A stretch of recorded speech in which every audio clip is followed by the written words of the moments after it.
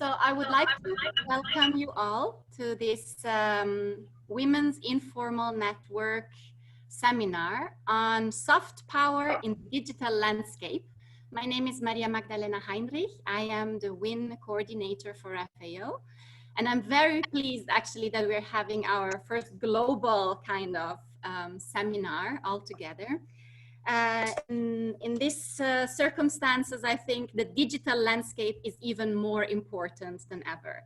And we have noticed everybody is every day, the whole day online and using digital museums, digital concerts, digital meetings, digital everything. So today we will hear about the importance of our soft skills and the soft power. And I have the pleasure of having with us Miss Deanna Lee, who is a visiting professor at the John Cabot University in Rome, as well as senior advisor for the Carnegie Corporation of New York. But before we start, I would like to ask all of you to please put your microphones on mute so that we don't have any echoes. And only when you will be speaking, because we will have about 20 minutes after Deanna's presentation for question and answers. And then I will kindly ask you to raise your hand through the raise hand function.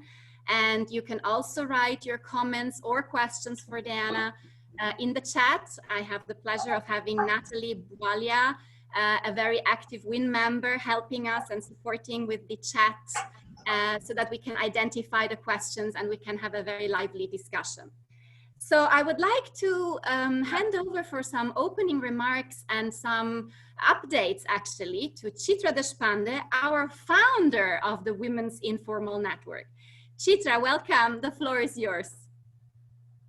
Thank you so much, Marilena. And I'm really happy to see all of your faces. It's been a while since we've been able to come together, and it's great that Zoom is allowing this to happen.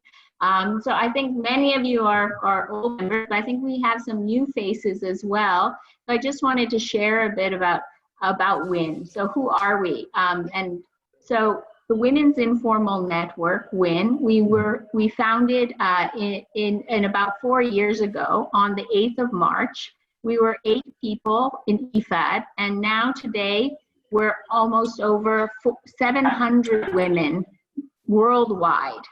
And we have chapters in Rome with our focal points in FAO, WFP, IFAD, as well as a chapter in New York, a chapter in Nairobi, and a chapter in Vienna and Geneva. And then we have footprints all over the world of wonderful WIN members who have left Rome and are eager to start WIN chapters in Panama, as well as Brussels, Nepal, and Germany, and many other places. So I'm really glad to see the spreading of WIN and how we can help each other throughout our process of career development. So again, for those of you who don't know WIN, our objective is to promote women, inspirational women's leadership. And we do this through knowledge sharing activities like today.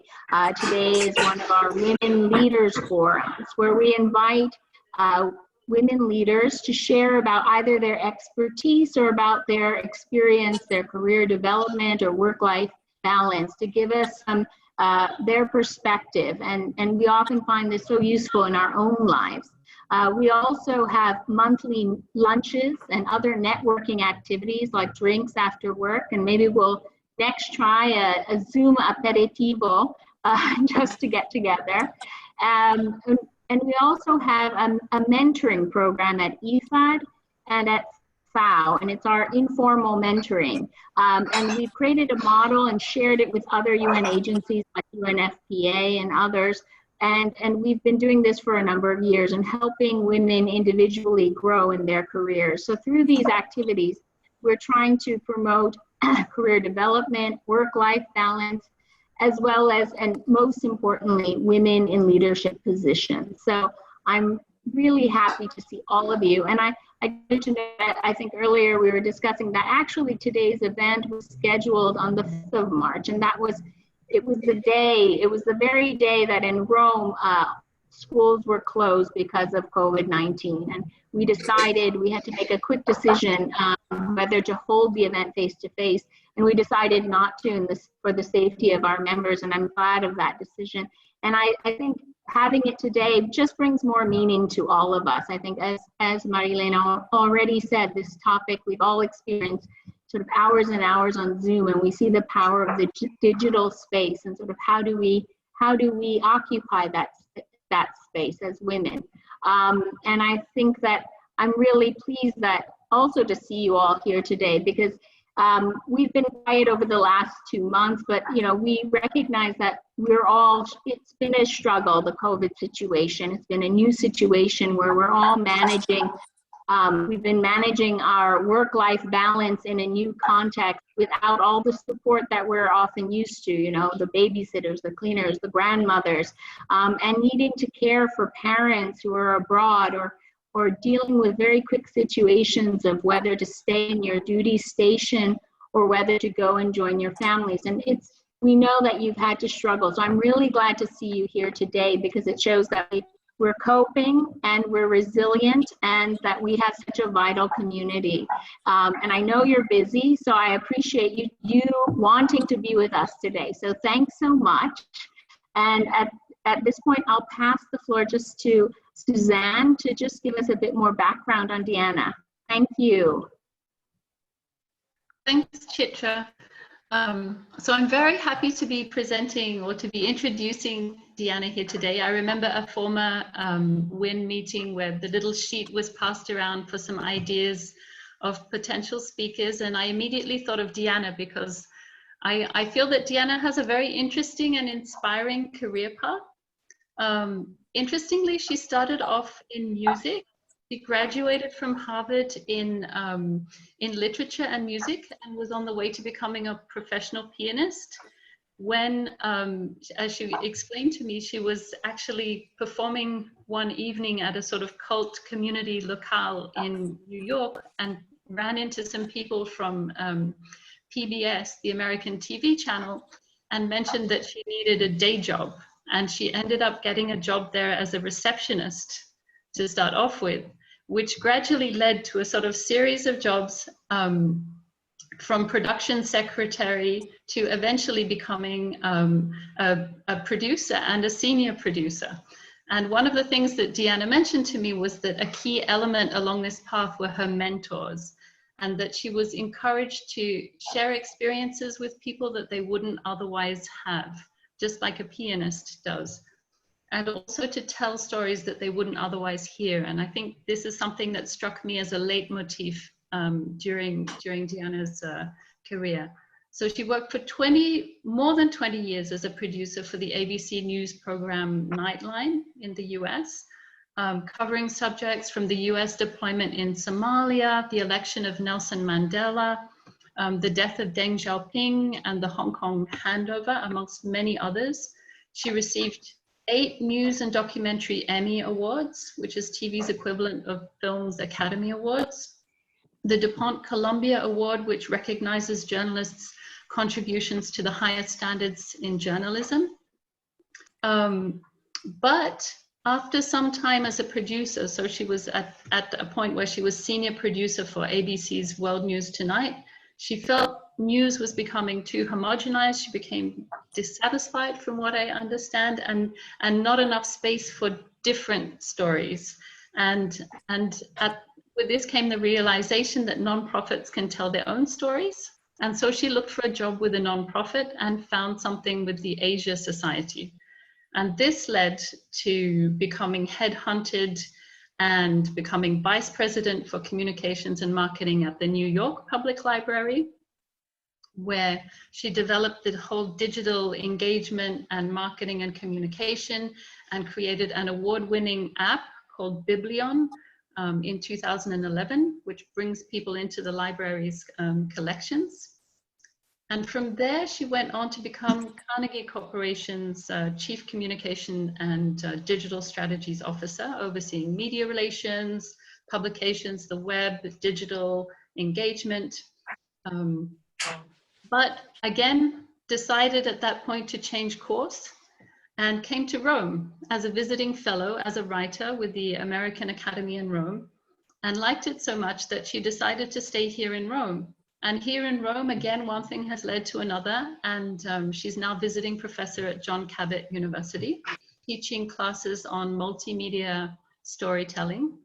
And in that capacity, I was lucky to have the opportunity to work closely with Deanna, because in one of her courses, her students take on a client to develop their multimedia storytelling skills. And I offered the FAO Publications group, which I'm a part of, as the client. So we worked together on some interesting projects on bringing FAO's publications to younger audiences through her students. And I think both the students and the clients found it very fun and insightful. And something that I forgot to mention earlier, I wanted to mention because it struck me when I was asking Deanna a little bit about her career earlier, was that her first job was actually communicated to her, the receptionist job, via telex. And it involved manipulating a telephone switchboard. So I think it's very interesting how far we have come in terms of digital since that first experience.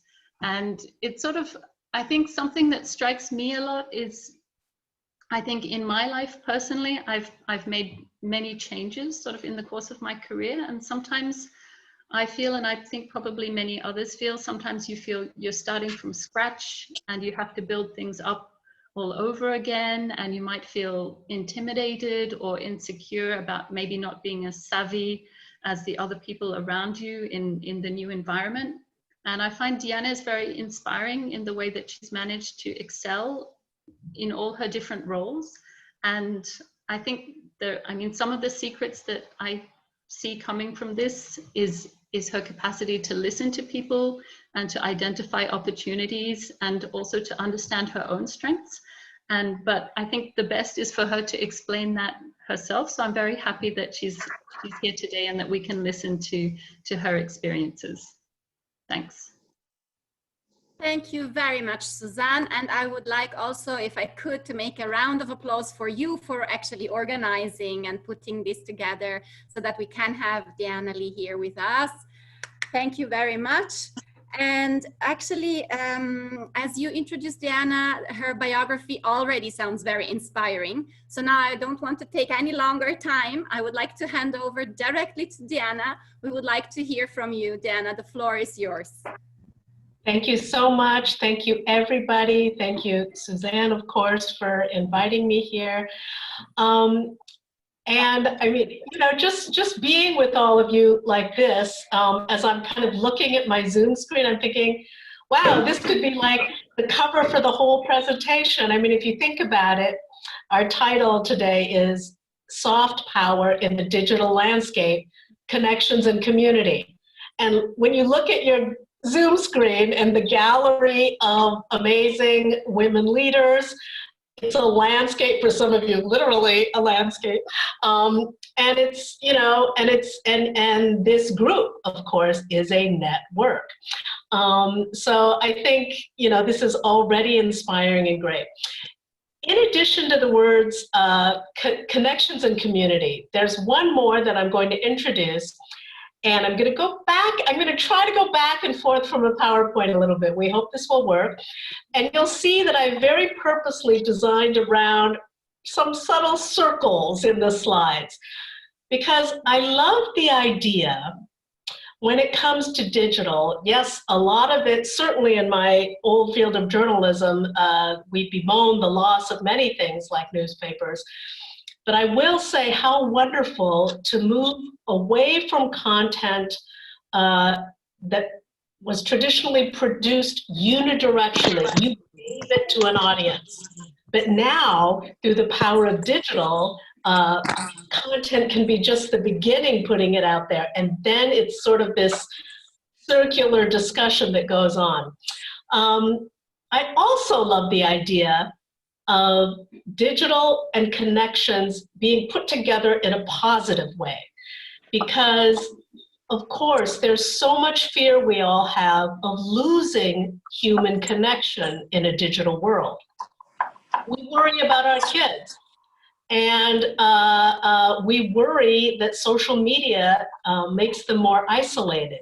But the thing is, what child therapists and psychiatrists have found is that, as with us, digital can make them feel more connected with people, but only if the approach involves what they call social skills. And that means we have to teach those around us, and the younger people especially, to have a predisposition towards the idea of connection in how you approach social media. Otherwise, of course, it can lead to more isolation.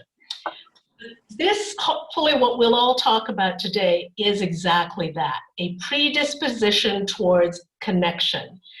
And here's where there's a critical role for women, whether it's helping young people develop those social skills based on connection, or in defining this new Zoom work world. So of course, we've been discussing adjusting this talk, incorporating that, because not only has that changed the makeup of all of our days, but I really think women have a particular role here. Why? Well, first of all, there is no question. Study after study has shown that women have steadily used digital and social media for more social purposes.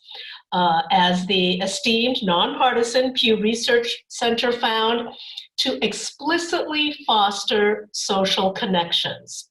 In business, how does that translate? They found women have used, let's just take social media for the moment, to communicate with clients and to share information, whether it be through documents or Excel charts or other data.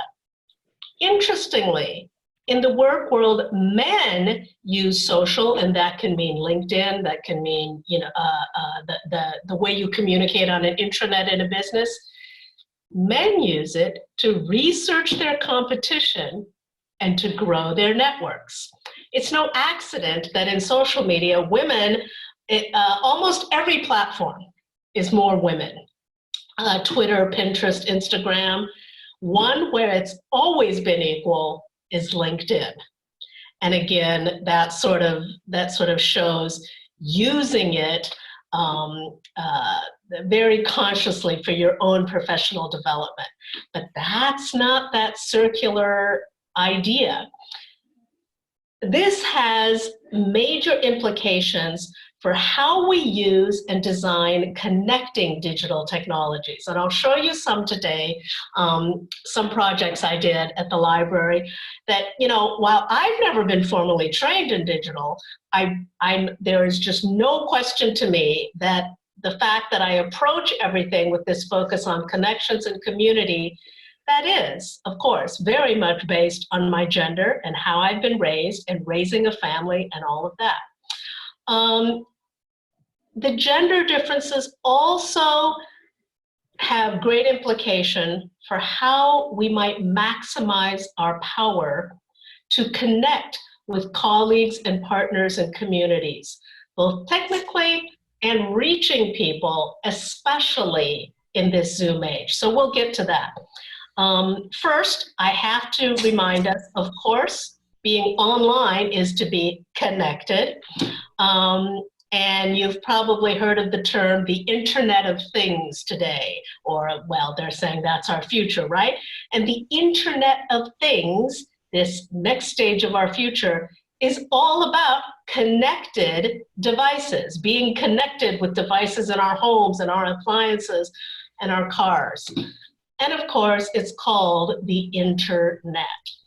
So, while we tend to think of it as depersonalizing, today I just hope to share a little bit of how I feel excited about, a little bit of inspiration about who we are and the way women leaders make use of soft power, how that is very not only translatable to a digital world, but I think can lead the kinds of positive change, the positive soft skills, social skills, whatever you want to call it, that will really make the internet an internet. So I'll briefly go over how I've approached my work from connections and community, always in mind. Then I'll broaden out to how women in the world and in some different fields are doing this today. And finally, I'd like to tee us up to talk about this moment that we're in right now with virtual work and the role we all have in what could very well be, well, certainly will be long-term changes to work.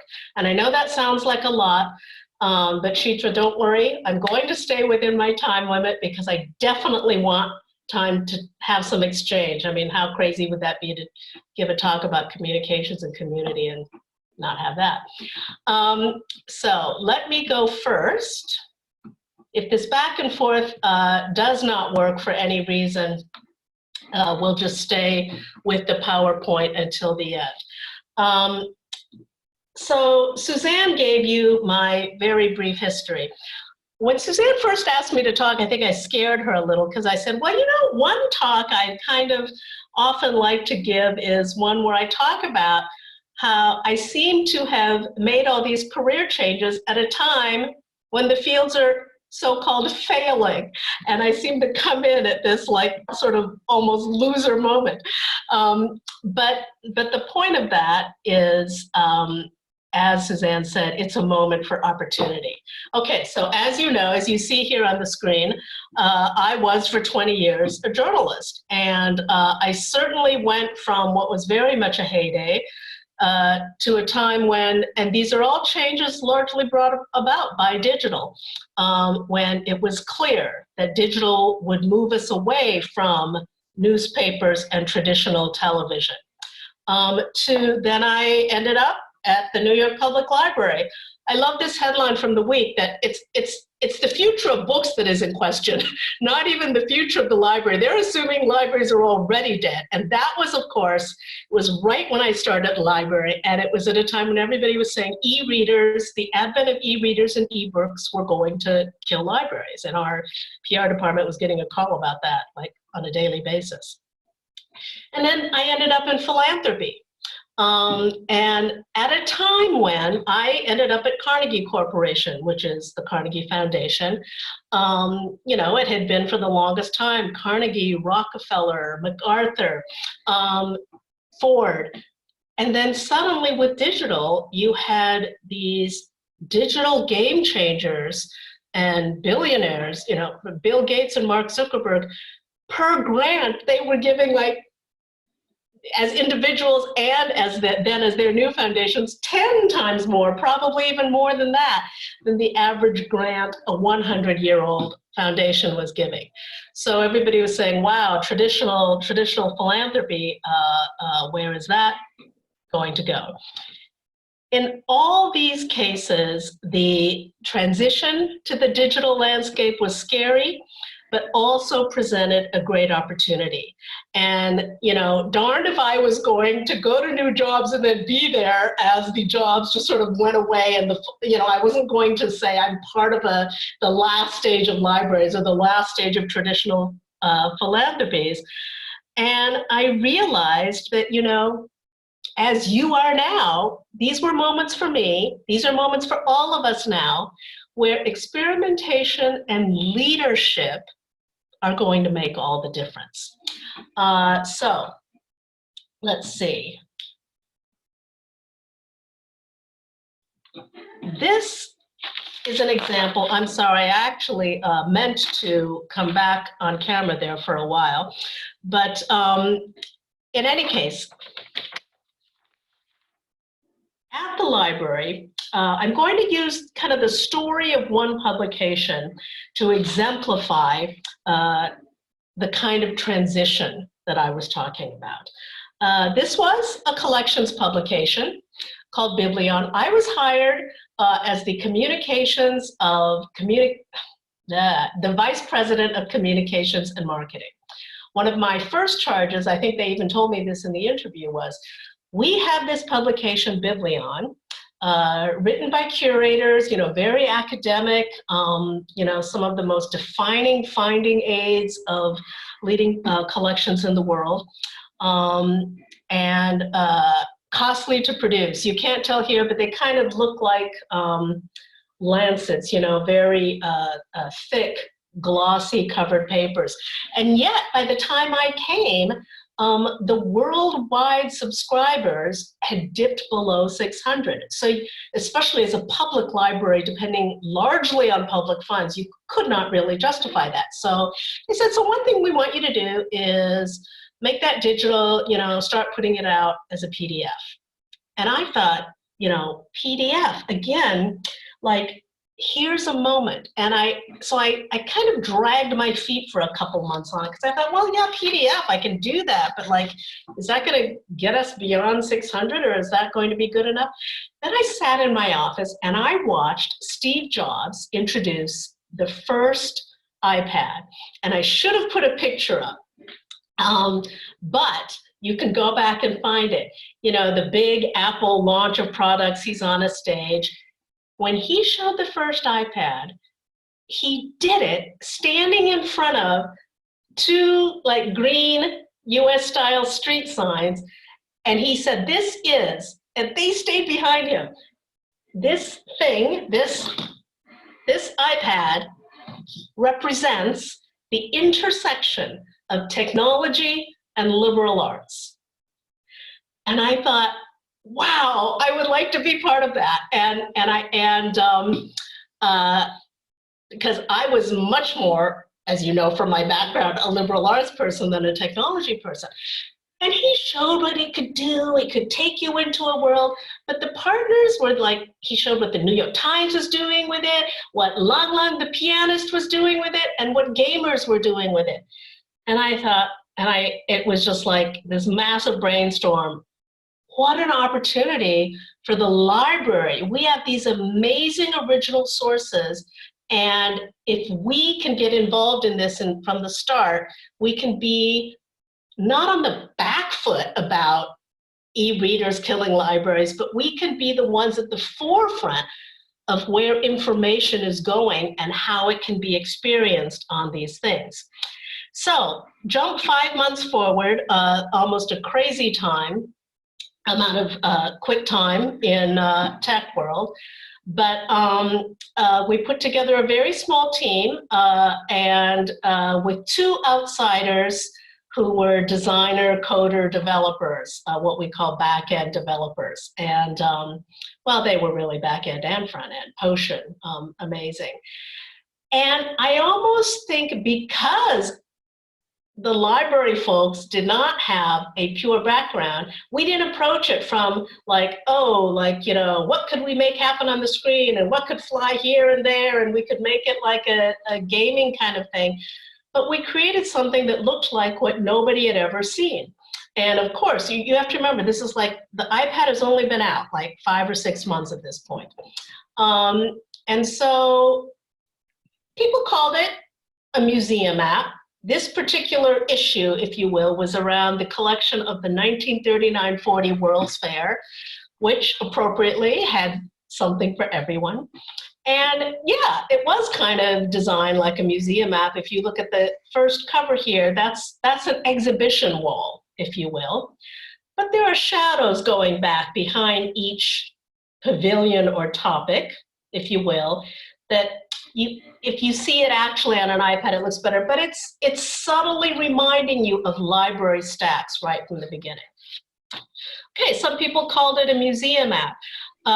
Wired magazine, by the end of that year, 2011, cited it as a reading app of the year. And as you can see on the right, if you turn your iPad vertically, of course we're a library, it has to be reading. So we had stories like this from the collections, where we combined what the curators had in the finding aid with scholars like William Grimes, who came in and had researched his book. at the New York Public Library with the collections. Now, what does this have to do with connections? This whole app is built on connections. If you look at the right, that yellow line, we are somewhat subtly suggesting that if you read the story about war in the Czech pavilion, you might be wondering, was there a German pavilion at that 1939-40 World's Fair? And guess what? You can take this connection, what I like to call gentle curation, and go there. I'll refer to this in a second, but first let me show you. For those who were more horizontally inclined, less the reader view, you can see that was just one of many connections here. There's the War in Czech Pavilion story. And all these yellow things are connections between the stories. So how, whether it's history or even art, from here's history, and it would connect to art or construction or dance. So this whole thing was based on connections, but not just connections technologically to ideas, but connections to people. This is from an edition on Frankenstein. And here, the connections on the right might allow you to, in a story of women of the Romantic era, such as Mary Shelley, of course, who's the bravest woman you know? Or maybe read more and link to a story about her mother, the activist Mary Wollstonecraft. Or take a poll. Will the genders Hi, good, Dr. Satipa, how are you? Oh, hello? Okay, and so this was connections with readers and library users.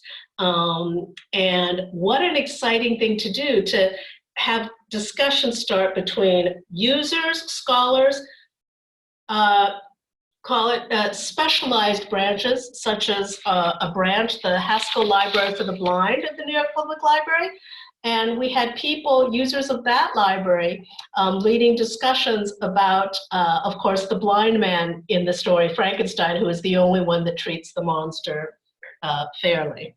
And it wasn't all good, they thought, that idea, but that's for another discussion. Okay, moving to Carnegie Corporation. Okay, here, the challenge going in was an old philanthropy, where the picture of Andrew Carnegie, white beard, white hair, this old white man was all over everything at a time, as I said, philanthropy was talking about new things and all these new startups and, you know, who's funding that? So the challenge was, wow, what's our story? And as Suzanne knows, that's when I really started working with people on brand values and learning how to kind of tease that out. And what we realized, the strength of Carnegie is that stewardship and experience. So the idea started to be, we promote change, but through wisdom. Or as I used to say to other people, if you want to hear in a total nutshell why Carnegie matters, it's because a grant from Carnegie is more about cachet than cash. And that's kind of important because people had started to see the corporation as kind of a little more than a bank, but not like a place that was making possible leading scholarship around the world. So this is from a presentation, one of my first board presentations there. So you can see I've just been hung up on this idea of connections for the longest time. We can connect, we should be connecting, not just giving money out, but connecting grantees that are working on like goals in program areas. And grants should depend on that. Otherwise, if we don't connect them, we have like multiple people, we're funding them to do the same research and not share it with each other. And we should also think about how technology can make those, or digital can make that happen. So one example is we started building ourselves digitally as a hub, literally. This was, we had so many grantees working on US-Russia relations. So when something would happen, like the Sochi Olympics or changes in Ukraine, how great to reach out to people at, as you can sort of see here, major universities, think tanks, former ambassadors, people on both sides of the pond, and get them to write. And how great for them to write, to be, like if you're, you know, an associate professor at Barnard, how great to be in a collection with former ambassador so-and-so, and to be associated with all these, again, very respected organizations, because that's what Carnegie funds.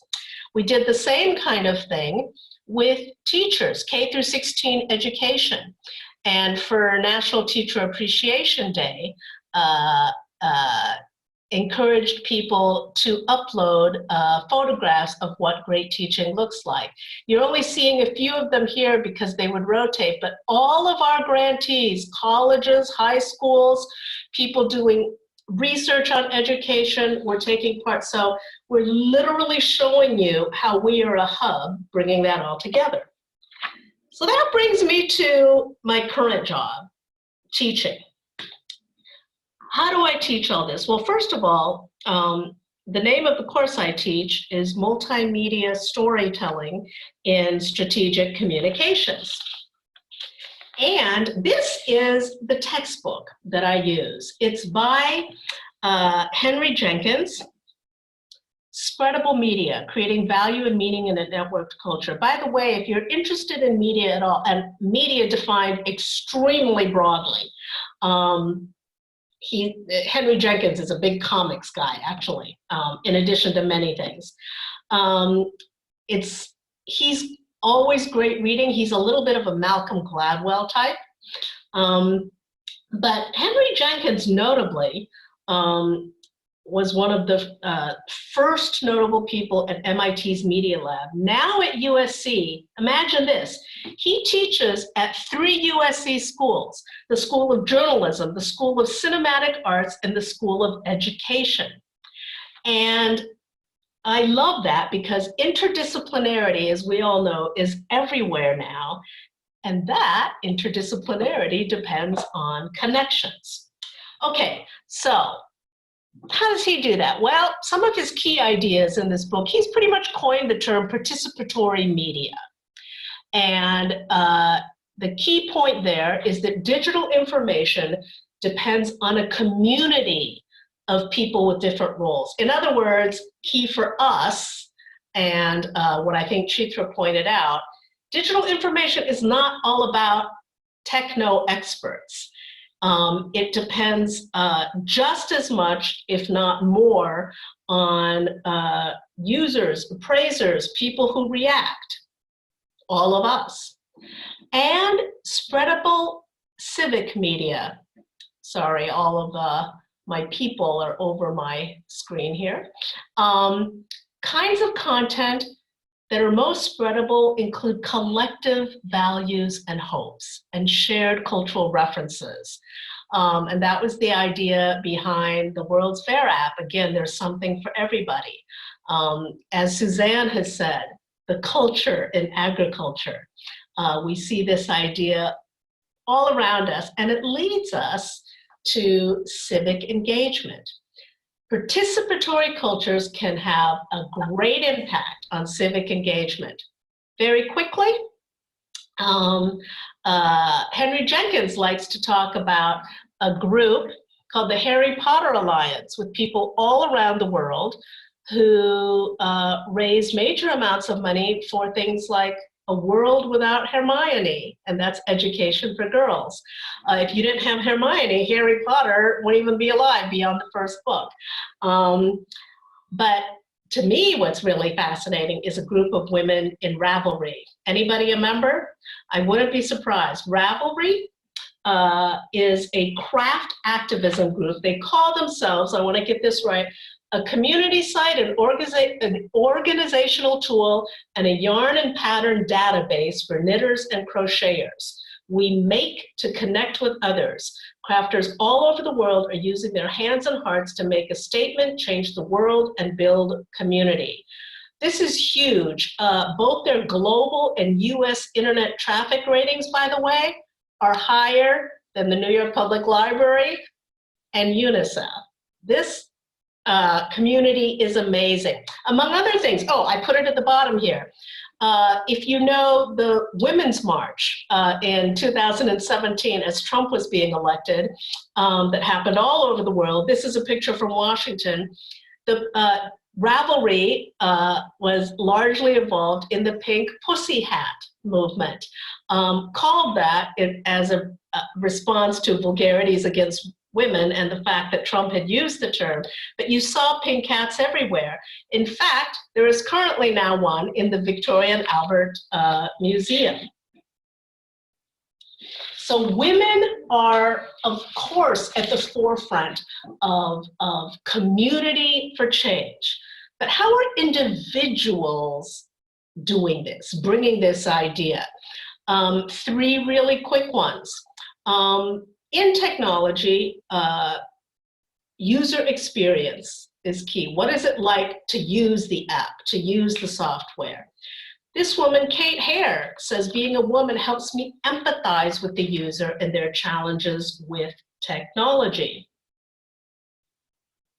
What women bring to developing partnerships, which is key in every field now. Wendy Scott is interestingly from an all-meeting firm, an all-women digital firm called Blue Blaze Associates, fighting what they call the assumption that only millennials can thrive in tech, and really underlining the experience and soft skills that women have.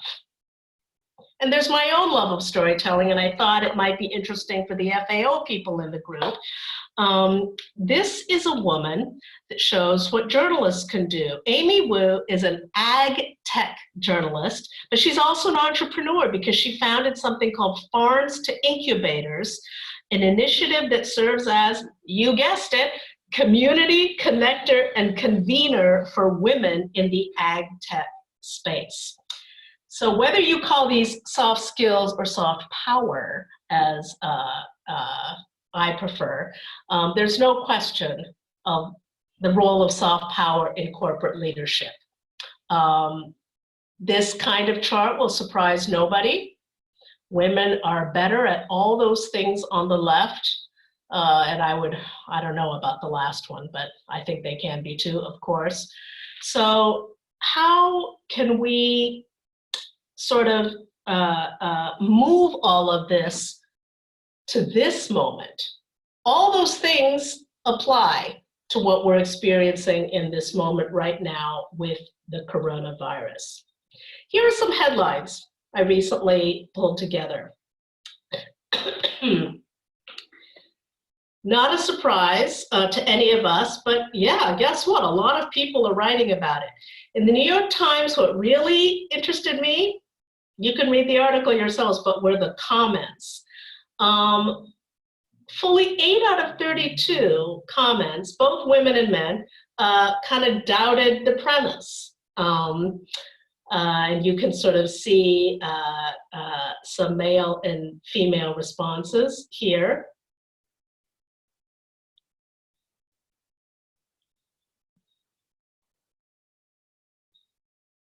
I think we've all felt some of this. Now look, it has to be said, and I'm sure you guys in this group discuss, we can't completely separate everything into gender stereotypes, but there's no question that there's something going on here. Here's what I want to focus on. What can we do about it? It's very interesting. This woman, May, says, Zoom, Skype, and similar applications were all invented by men. We need to build our own community-based commutation tools that help level the playing field for women. Another woman below says, I'm sorry, but I find your thing strange because how would we actually do this? Well, I'll tell you, there were some really interesting ideas that came out of the comments from a woman who lived and worked in Japan saying, There they actually go around every few issues, and everybody gets a chance to talk. And if you have nothing to say, there's code for, I'm happy to hear what everybody else has said today. Another woman proposed an app that would de-genderize voices. Another one, monitor mode, to record in time how long each person speaks. And guess what? There's an app, Uber Conference, nothing to do with the car, that does that. And men have said, wow, it's really surprising to get your results. Mashable, how to be a better ally. And I'll just say from what I just said, leaders and managers must set the meeting's tone. So an app like that one I just mentioned, how much time people are speaking, for a leader, man or woman, to really look at stats like that and then to change how they lead meetings, that would make a huge difference. I left the Smithsonian on at the bottom just to say 1918 flu pandemic, the situation of men at war and getting more flu because they were tight in the trenches together led to major changes for women. And I think we're at a moment like that now. And so I'll just sort of leave you with that and say, I hope that we can all do that. This group, you are the Women's Informal Network, and you're international, you're interdisciplinary, and I think you guys can change the world. Thank you.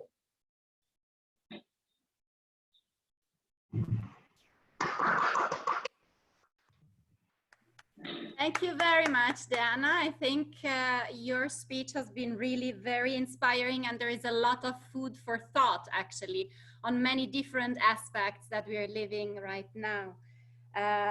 Very interesting how Biblion, from being a publication, became a boundless library, up to the last point you made about the application that is checking how much time and doing a sort of gender sensitive analysis in this respect. In online meetings, many women can't get a word in. Now, we are in an online meeting and we are all women, and so I would like all of you actually to have a word in. So we have a first question online, and I would like to remind you that this is should be a live meeting. So please don't be afraid of taking up the word, the floor. I will be happy to give it to you, not only through the chat, but also in live. We have a first question in the chat while you're raising your hands, and I can give you the floor, from Seema Ghazi. She says, Deanna, your story is very inspiring for me. Starting from a receptionist and making your way up to where you are today. The question is, did you have to study or get a specialized degree, or was it only motivation that brought you to where you are? Well, I guess it's in the middle. It certainly wasn't only motivation. I have a Bachelor of Arts in music and English and American language and literature. I have no other degree. In journalism, it wasn't so much an issue. Even now it might be, but I was still of that old, as Suzanne mentioned, telex age almost, where you have to remember, those of you familiar with US journalism, you'll remember these names. You know, my boss, Peter Jennings, never graduated from high school. Many old journalists, it was all about, like they were getting their experience at the Vietnam War, or, on the ground. It wasn't, there weren't even, it wasn't considered an academic field, so to speak. So it wasn't really a problem for me in journalism. I will say that it certainly became an issue later. For Biblion, for example, convincing curators that, I would be responsible with their collections, that I clearly was not an expert in the field, but that I would respect the expertise and collaborate, connect, work with them in a way that was completely based on listening, as Suzanne mentioned also, and working with them. I would say that I had fantastic, so it wasn't just motivation, a lot of it was mentorship. I had fantastic mentors. I could not have made Biblion without the then president of the library, Paul LeClaire. That, I mean, you saw that thing look kind of crazy. Can you imagine? He thinks he's getting like, oh, some app for the collections, and then he sees this thing that looked like these lines going all over the place. But he was like, okay, let's try it, let's go for it. And, you know, he's a French Renaissance scholar of a certain age. So it was building relationships building relationships to build trust, I would say, has been the biggest part. And that's something I'm doing right through to my current job. You know, suddenly being in higher education with only a bachelor's degree, you can imagine there are issues, but it's the same thing. Okay, thank you very much. Very interesting. We have another question from Michelle Tang. She says, hello, Deanna. I am a visual designer, so your talk is incredibly interesting to me. I'd like to ask if you can share one key advice, how you transition through your career changes, leaving the safe and venturing into the new and unfamiliar. Thank you. Okay, so I would say, knowing what you don't know, and rather than trying to act like you know in that area, just embrace who you are and almost your, it's not the right word, but maybe it is, I don't know, ignorance as a value. So in Biblion, for example, knowing what I didn't know, I hired these two amazing young men who now have their like leading firm that creates things like this for the Smithsonian and museums all over the world and the Rhode Island School of Design.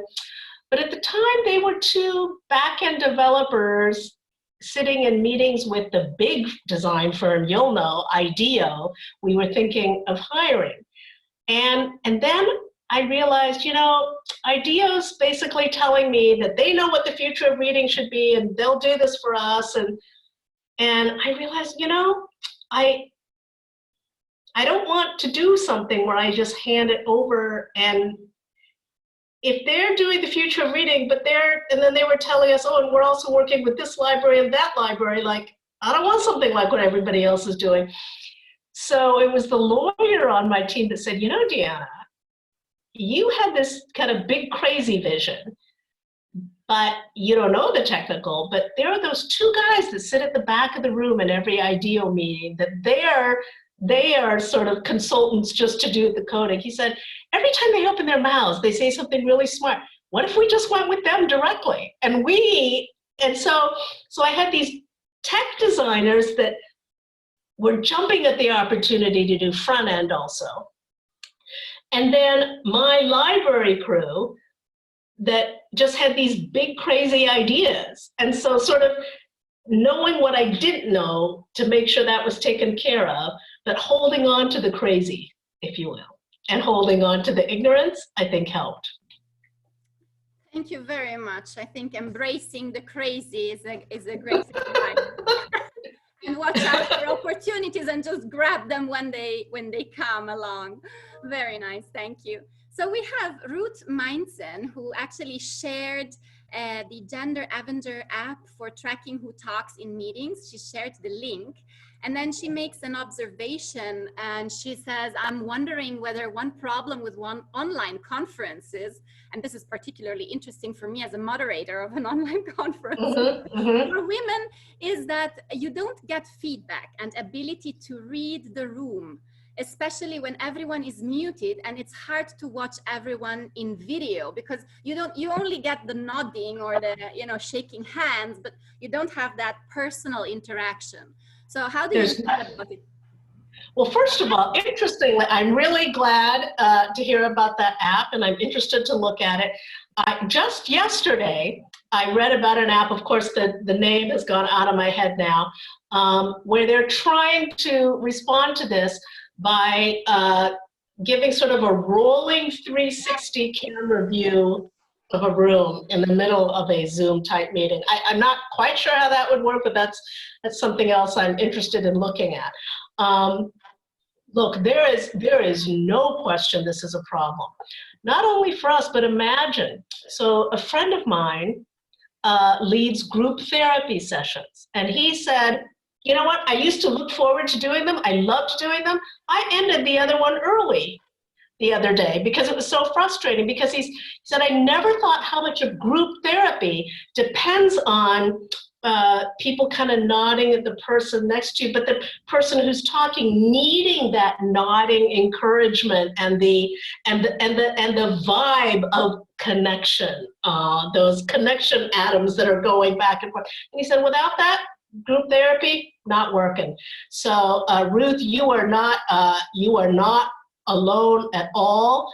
And yeah, I think all of us, you know, thinking of ways that could be handled. It doesn't have to be technical through an app. I don't know that, you know, could be, I don't know what, but I think it's something we all need to think about. People have said, of course, making it so that, you know, like alpha types who hog the conversation aren't interrupting everybody, that, you know, it has to be the hand raising thing. I don't know. Maybe it's more simple ideas like that, but you guys, you think you're not experts, but you are, because you're users.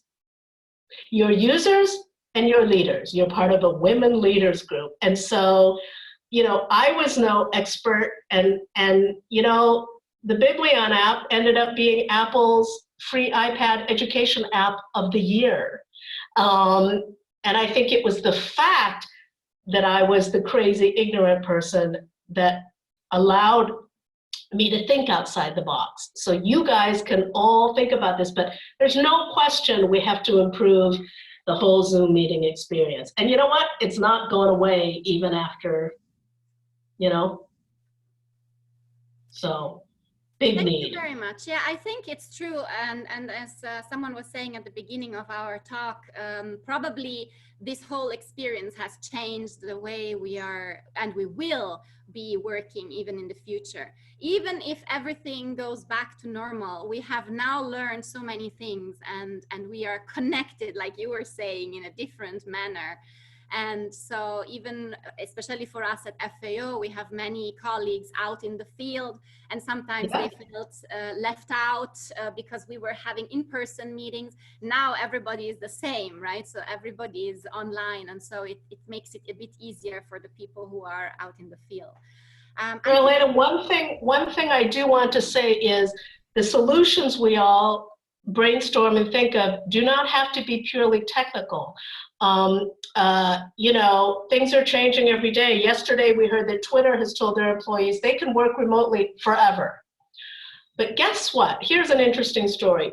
Basecamp, which the visual designers in the group will know, it's a work production flow app for developers that's been in existence, I think, since 2004, a long time, very successful. You know what's really interesting? Their founders have virtually eliminated virtual meetings. Their founders say that even though they make software for virtual organization, they said, one of their co-founders actually said, you know what? What I find is that the power of the written word.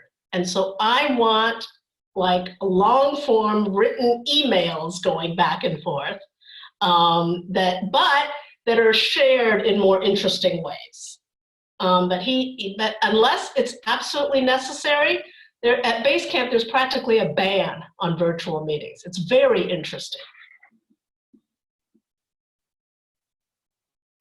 Thank you very much. I find it interesting that we were about 45 people connected today, and none, apart from myself and you, obviously, and the introduction, none took actually the floor, and people prefer to either just listen in and reflect or write in the chat.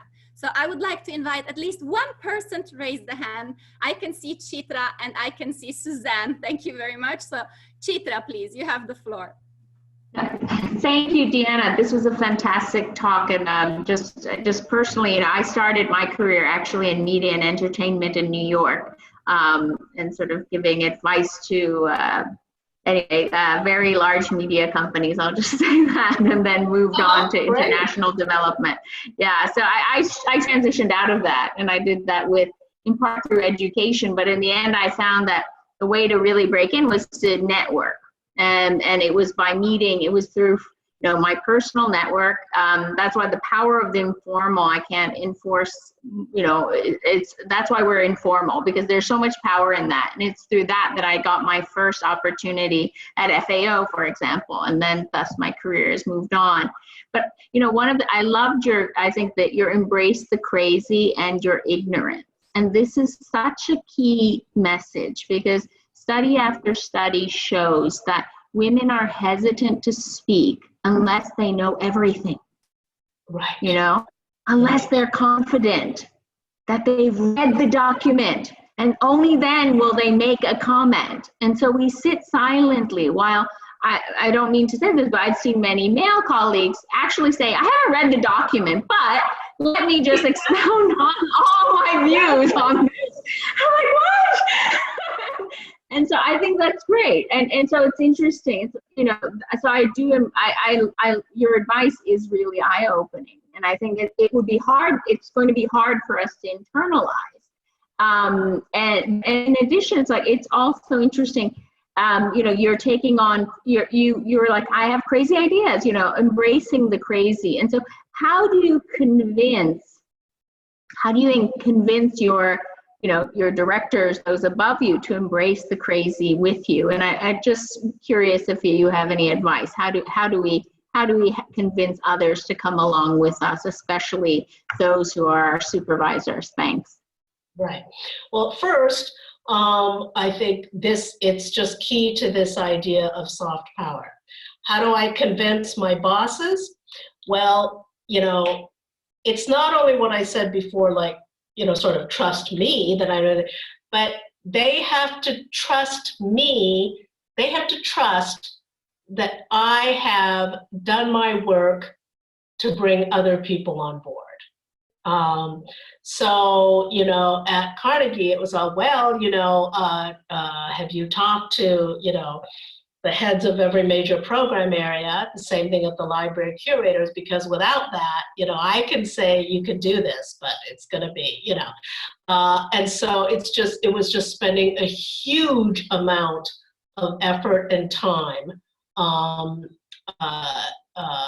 with people and making a connection with program officers, not just telling them about what I wanted to do in my project, but just getting to know them so that they knew I was a person who respected knowledge sharing and that respected different points of view, and that even so that they felt that even there was no question we were going to end up disagreeing about things. I mean, don't forget, this is like, Carnegie, it was like, why do we even need PR? Like, we give away money, like we're the ones in power. And at the library, I had curators who say, why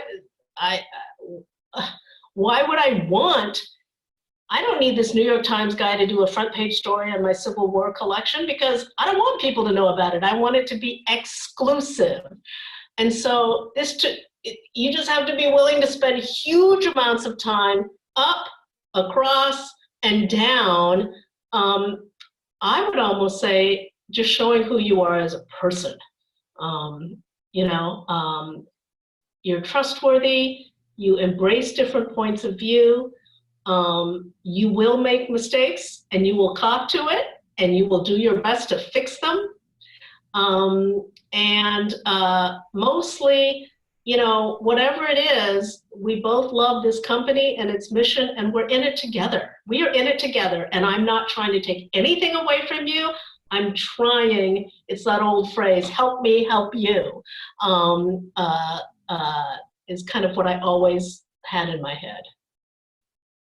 Thank you. Thank you very much. Suzanne, you have your hand raised, please. Yeah, no, it was just a quick comment. I was just bouncing off what you said just a minute ago about not very many people raising their hands, and just about Zoom in general. I think one of the challenges is that you have to take the floor, whereas in real life setting, you can sort of make a little comment and then maybe someone helps you amplify that comment who's sitting next to you, and then maybe there's a break-off group.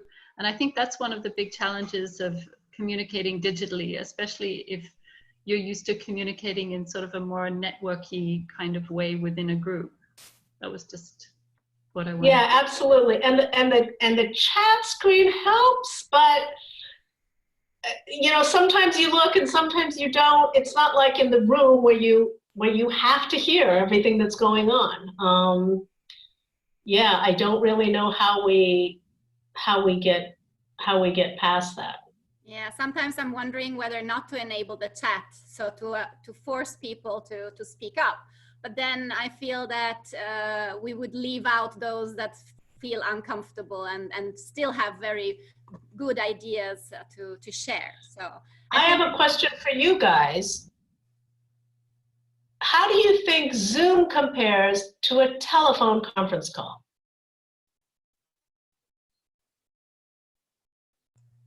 anyone would like to, Ruth, you would like to take that on? Please, you have the floor. Sorry, I couldn't find the raise hand button. So one of the things with Zoom is, so I've been working with two different facilitators who specialize in online, who have a very different approach. And one of the things about Zoom that is better than the other platforms is the ability to put people into small groups. And so, and then what this one facilitator who uses it loves is that you can, if you're in an in-person meeting and you break into small groups, it takes 5 minutes to get them to the rooms and then 5 minutes to get them back in there.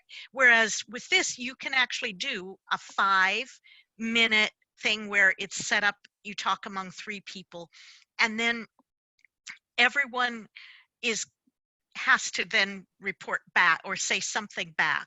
And there's this whole literature on how doing that encourages people to talk, because they have to talk with that small group and then they get validated, or they might be called upon randomly and then they at least can be saying, well, my group said this. So that's I think there's an important factor in not just focusing on the technology, but on how it is used. And with Stefan Dorn and Nancy White, both of them are taking, they're suggesting things that are beyond the comfort zone of a lot of, I work at IFPRI, it's mostly academic type. And this whole, this whole mode, it takes people out of their comfort zone, but it might take us into a different type of comfort. So just to say, I think it's not, I've been a telecommuter for 20 years.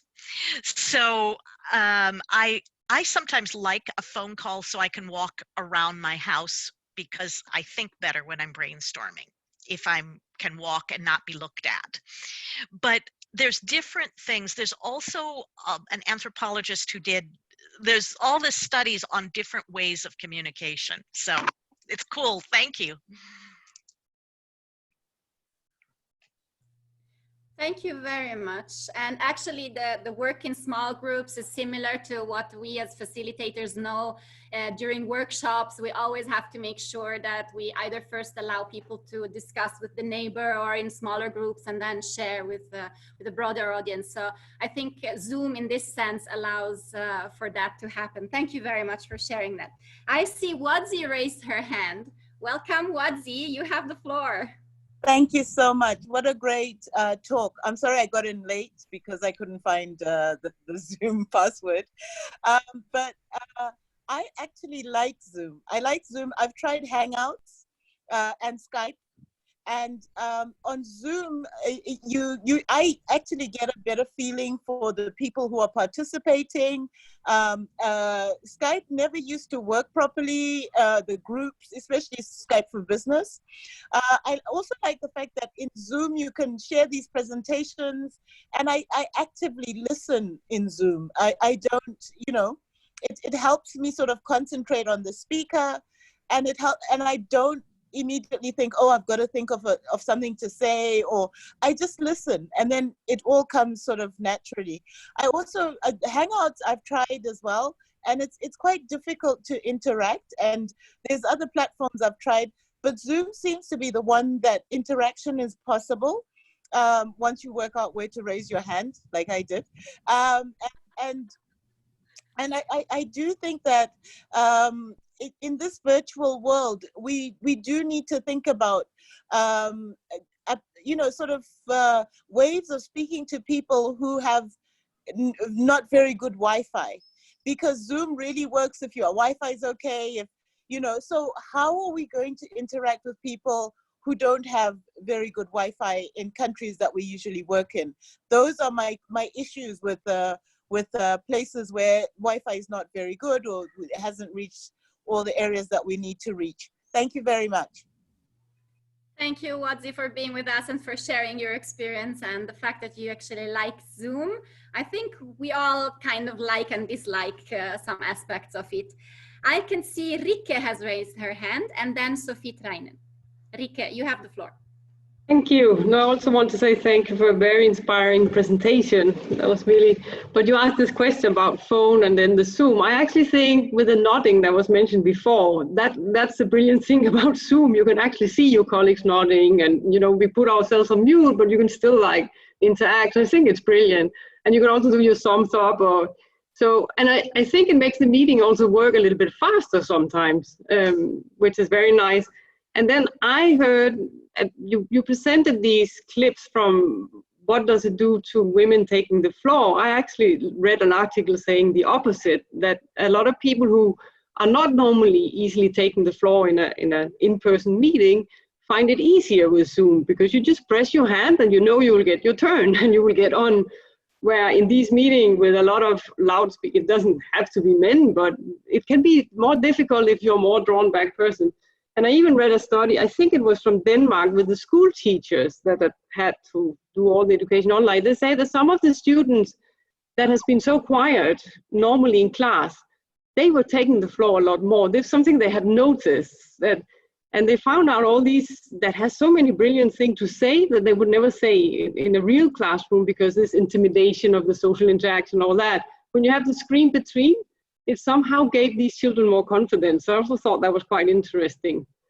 Yeah, no, I totally agree. I've seen those two, and I think it really shows the power, including in this talk we're having now, in good moderators. And in a work meeting, a leader who, you know,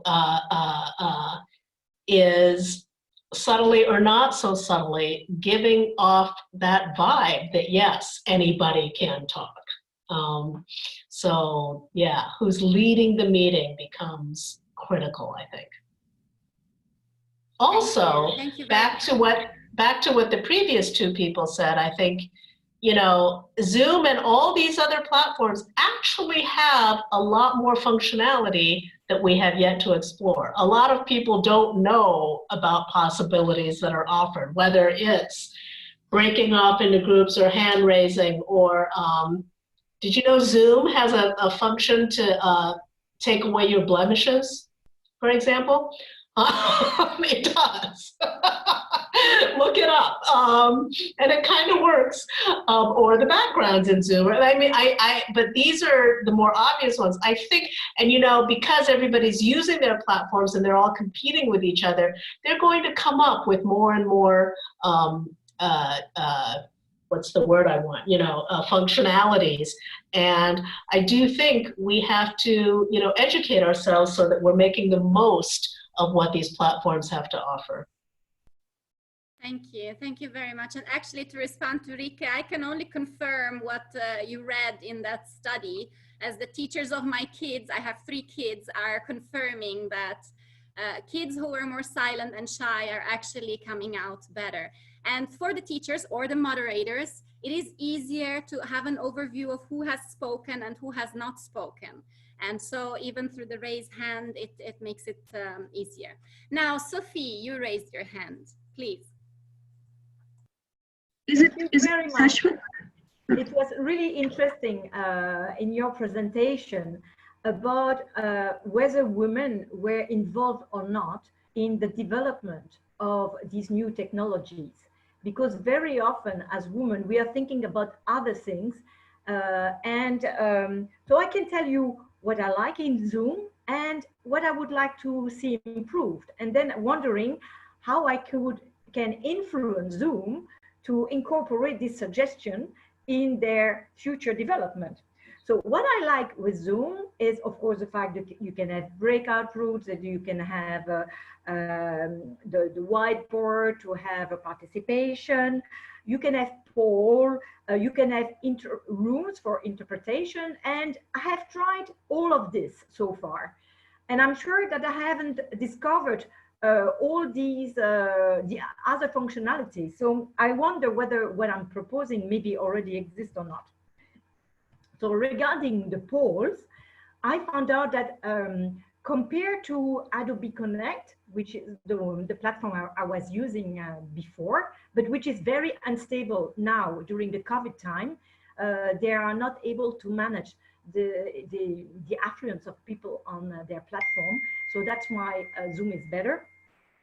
With Adobe Connect, you can do plenty of type of questions, which are quite interesting for training purposes. And this is missing at the moment for in the polls, at least the one I have been able to do in Zoom. So maybe there are other functions, but if you have a tip for me to discover them, I would be really grateful. Then the issue about Zoom is that you need to think in advance exactly of what you're going to do within your meeting. Because if you haven't been thinking about inviting the interpreter, of not having asked to have breakout rooms, when your invitation has been sent and you have not put this function into it, it's not feasible, at least with the Zoom I have. So if you have ideas, that will be great. And as a facilitator, it would be fantastic if we could have the time, or because Zoom has a little icon for time, but as a facilitator, I would like to have that little icon coming to the speaker speaking too much to say, your time is over. So, these kind of things, I think facilitators and people who are really trying to get the best out of people and to interact, there are these little things that could really be improved. So I'm listening to you because I'm sure you know a lot more than I do. Thank you. Oh, I don't know if I do, especially my Zoom use has sort of been relegated to outside activities like this and social, because, my university banned our using Zoom when the privacy issues came up.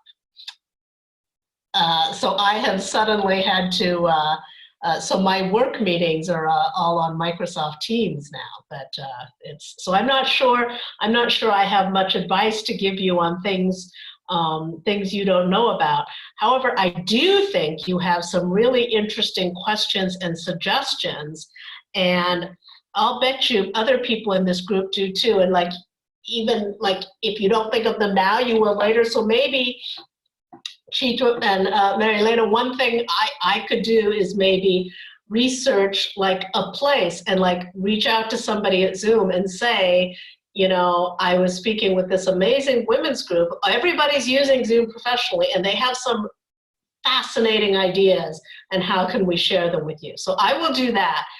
I mean, I have to tell you, as you all know, in Silicon Valley, a big problem, and in tech in general, is the lack of women in these companies.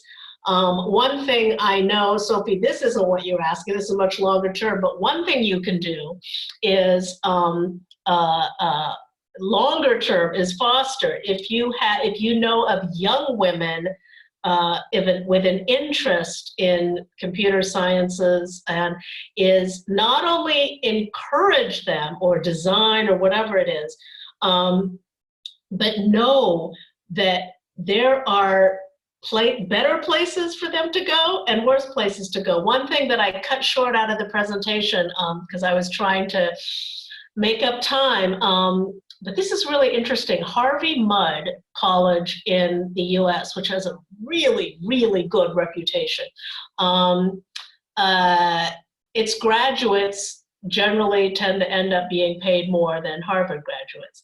But among other things, do you know that 2 years ago, when 84% of American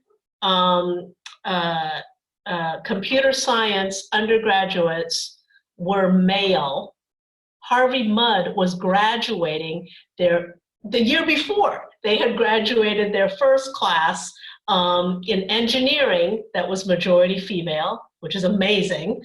And then the next year they had their first computer science, what we call majors, concentrators, of more women.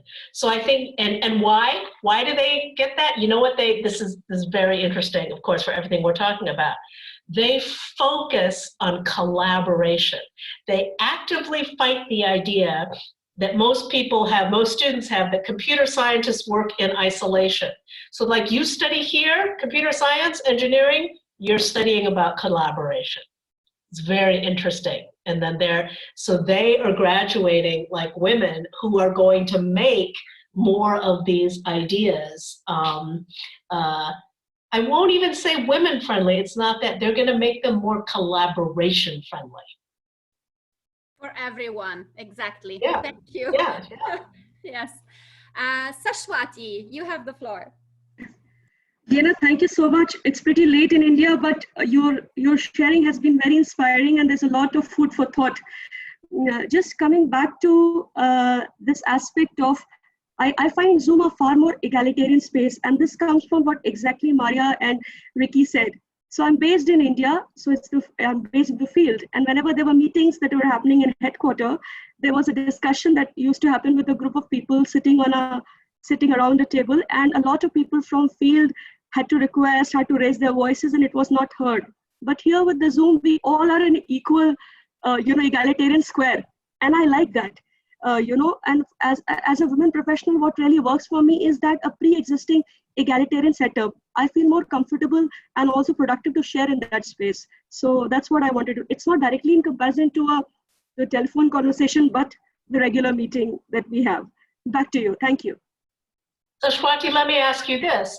For what somebody said previously, whereas in a physical meeting, sometimes you feel like, oh, I don't know enough about that. I'm not going to say anything.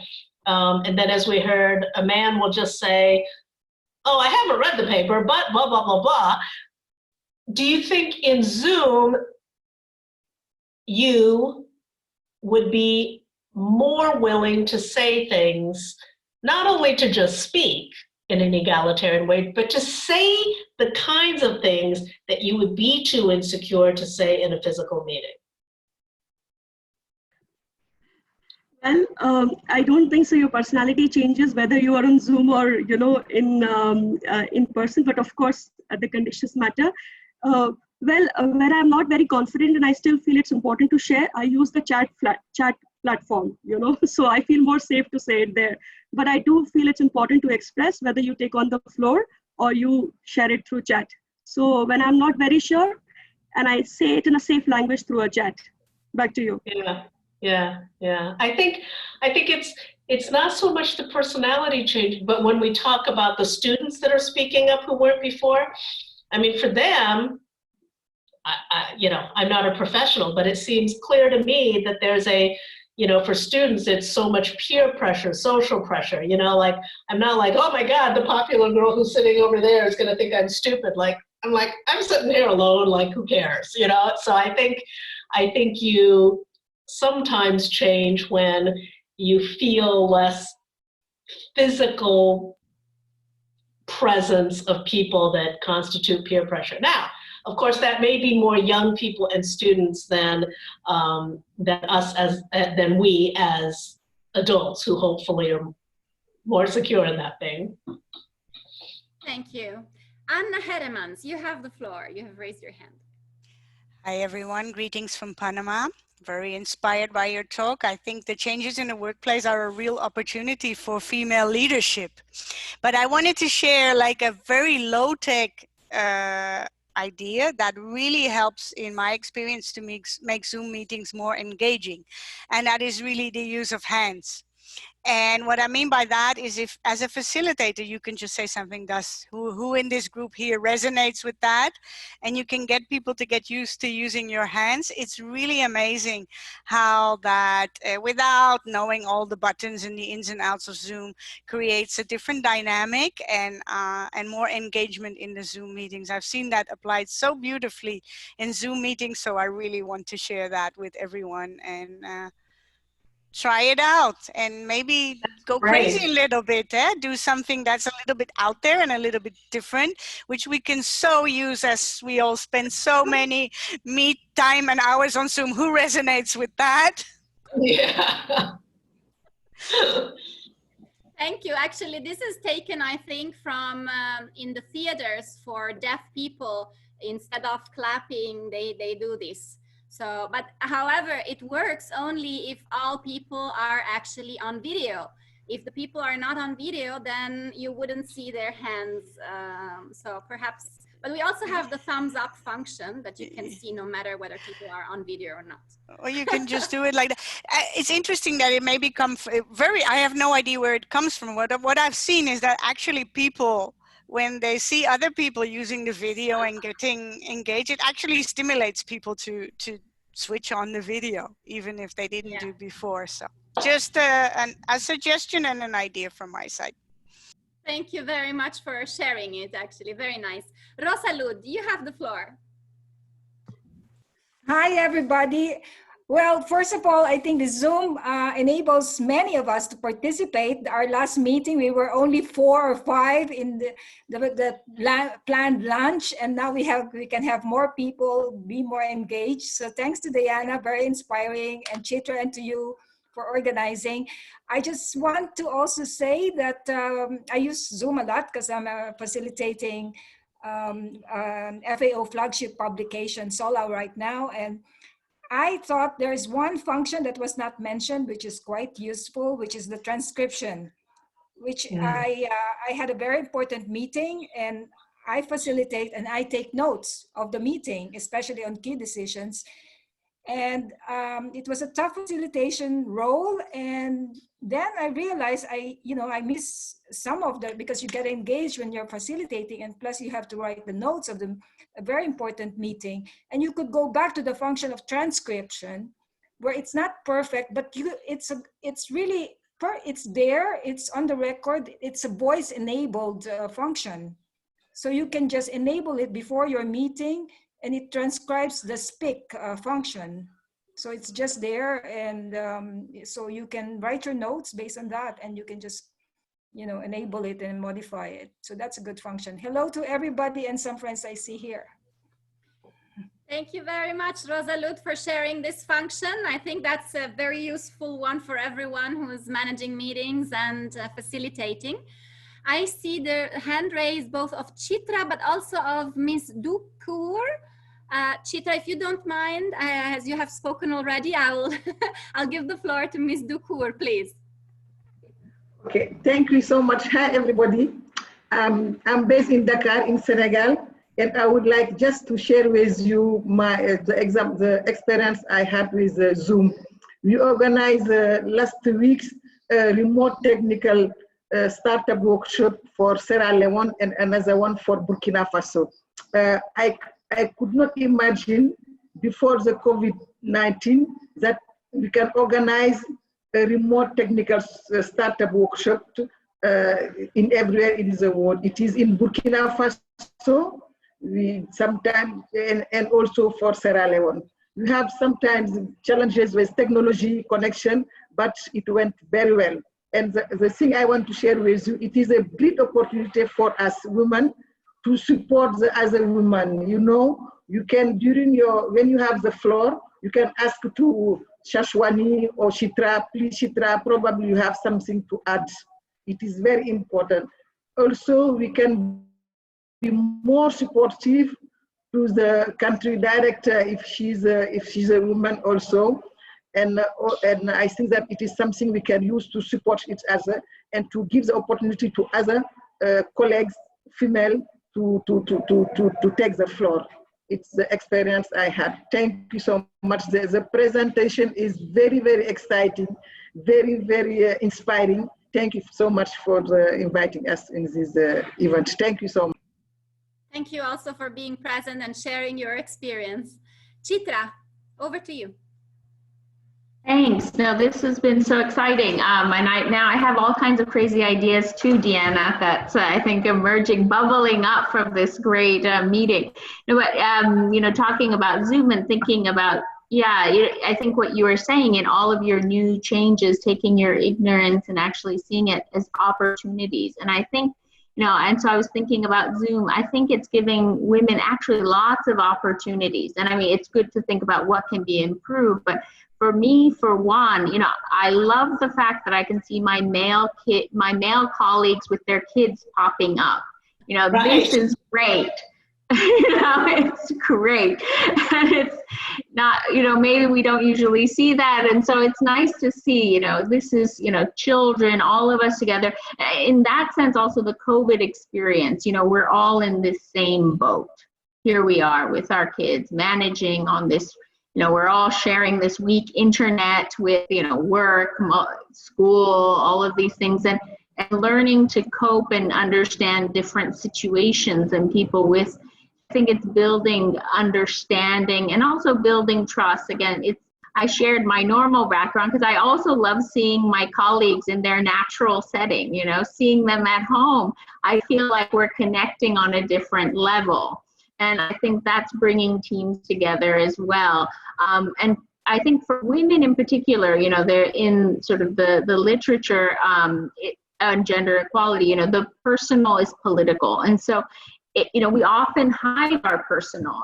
Going back to the informal again, we kind of hide our personal contacts, our school groups, our mom friends. But this is all part of our power. It's all part of your embracing who you are and acknowledging all of your strengths and assets. And so I think that, this is something that we're allowed to do a bit more because everyone is having to balance this, men and women. And I'm hoping that as we move out of COVID, it's also bringing greater acceptability to people teleworking. We've been fighting for teleworking for so long, and we're always questioned about that. But now, it's proven that yes, we can continue to function, fully using Zoom and other formats. And I love Khadijah's example of also the field mission, because sometimes I was once told by a director, oh, but you don't want to travel. This was an assumption made. I'm like, what are you talking about? I never said that. It's like, oh, well, you have a small child. My child's 14 now, maybe when he was 2. But there were these assumptions made. But nonetheless, let's say there's a woman who can't. Maybe you can travel with your 2-year-old, but now we are finding new ways, and I'm right now trying to plan a field mission to Uganda remotely, and I was exchanging with Shashwati about how we're doing this. It's possible, we don't, in our field, we have to travel, and that can be a big problem for a lot of women. But now with Zoom, there are all kinds of ways for us to engage, and this doesn't have to be a barrier. So anyway, I'm really excited about looking at the opportunities now and not just, the problems. So thanks. And Chitra, to what you said about kids in the background, one thing I want to share with you in ways you can encourage your male coworkers is a friend of mine who's male recently said to me, oh my God, I was so appalled. My 2-year-old started climbing all over me in the middle of a meeting. And he said, it was just, and then he said, and then a woman on the meeting said, it's okay. Do you think any of us don't have the same thing? And like, and he said, and that just changed everything. And then I felt like it made me more like everybody versus like this horrible thing happening. And, you know, I think, you know, men need that kind of encouragement. They're insecure about this too. And you know, so anyway, great. Thank you very much. Yeah, it's true. So, and one thing I think that is also nice about Zoom is that people can pop in and pop out as they are available. And in fact, as a timekeeper and moderator of this session, I allowed myself to just continue because the discussion was so interesting. And I just thought, you know what, if someone doesn't have the time or wants to leave, it's very easy. They can, right? So, although Marilyn, I do want to say, I think in my last comment, I started to speak as, I think, as somebody else was raising their hand and was about to talk. So whoever that was, I do want to give you the time now. I'm sorry I did that. Was there someone else that would like to take the floor? A few people have left, so it could be that it was someone who has left. Okay. Yeah. So I would like to just very briefly sum up, if I can, but the main points that I have taken from this discussion, I found it very interesting, apart from your life, obviously, and your biography and your experiences.